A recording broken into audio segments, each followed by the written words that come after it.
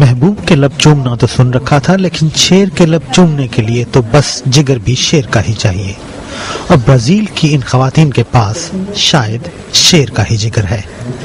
جب 3 سالہ شیر کو، جس کا نام ایریل ہے، 1 سال قبل ایک بیماری لاحق ہوئی تو اس کا آپریشن کیا گیا، لیکن آپریشن کی وجہ سے ایریل کو فالج ہوا اور وہ بالکل چلنے پھرنے کے قابل نہیں رہا۔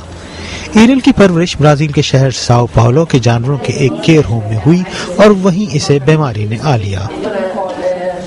ایریل کی دیکھ بھال کرنے والی اور کیئر ہوم کی مالکن راخیل بوجیز نے ہمت نہیں ہاری، بلکہ اس کا علاج آکوپنکچر اور دیگر مختلف طریقوں سے کرانے کی کوشش کی، لیکن سب کچھ بہت مہنگا تھا، بقول راخیل کے تقریباً 11,000 پاؤنڈ ماہانہ۔ راخیل نے خرچ پورا کرنے کے لیے فیس بک کے ذریعے ایک مہم شروع کی۔ یہ مہم اتنی کامیاب ہوئی کہ اب تک فیس بک پر اس صفحے کو 60,000 لوگ پسند کر چکے ہیں، اور بہت سے فیس بک پر ایریل کی دیکھ بھال کے لیے بنائے گئے بینک اکاؤنٹ میں پیسے بھی بھجوا رہے ہیں۔ فیس بک کمیونٹی کے تمام ممبر ایمینول فاؤنڈیشن کو چندہ بھیجتے ہیں جو میں چلاتی ہوں، اور یہ لاوارث جانوروں کا کیئر ہوم ہے۔ اس چندے سے ہم ایریل کا علاج کرواتے ہیں جو بالکل سستا نہیں ہے۔ روزانہ ہمیں برازیل سے باہر سے بھی لوگ چندہ بھیجتے ہیں۔ لوگ ہمیں سب قسم کی دوائیں، ٹیکے خریدنے کے پیسے بھیجتے ہیں، اور کئی ایک تو سرنج کے ڈبے تک بھیج دیتے ہیں۔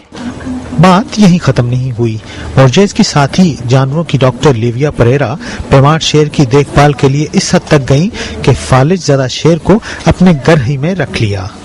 اب ایریل وہاں ایک میٹرس پر لیٹا رہتا ہے اور ڈاکٹر اسے وہیں پر ہی دیکھتے ہیں۔ ہمیں نہیں معلوم کہ اس کا میڈولا یا حرام مغز کس حد تک ضائع ہو گیا ہے اور وہ کب سے ایسا ہے۔ ہمیں یہ بھی نہیں معلوم کہ وہ خرابی کم ہے یا ایسی حد تک پہنچ چکی ہے جہاں سے واپس آنا ممکن نہیں، لیکن ہمیں پھر بھی یقین ہے کہ اسے واپس لایا جا سکتا ہے، کم از کم تھوڑی حد تک تو ضرور۔